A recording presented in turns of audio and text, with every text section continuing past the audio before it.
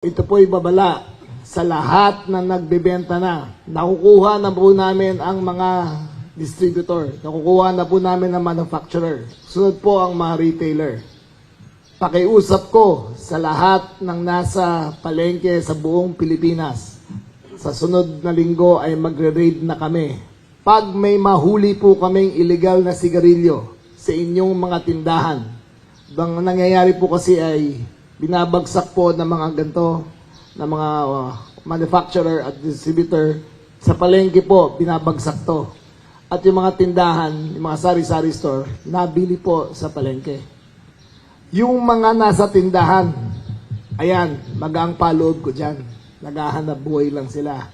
Pero yung nasa palengke na distributor, kakasuhan namin kayo ng Anti-Agricultural Economic Sabotage Act. Non-bailable. Iniulit ko sa lahat na nag-distribute ng illegal na sigarilyo sa mga palengke, ang kaso nyo ay magiging non-bailable. Ngayon pa lang, itago nyo na yan, itapon nyo na yan, ako hindi wala akong pakialam. May isang linggo kayo para gawin kung kailangan nyo gawin. Pero pag mag-umpisa kami, hindi namin kayo titigilan. Ulit, sa mga sari-sari store, ipapasara lang namin yan. Pero pagdating sa mga distributors, manufacturers, non-bailable at to the full extent of the law, didiinan talaga namin sila.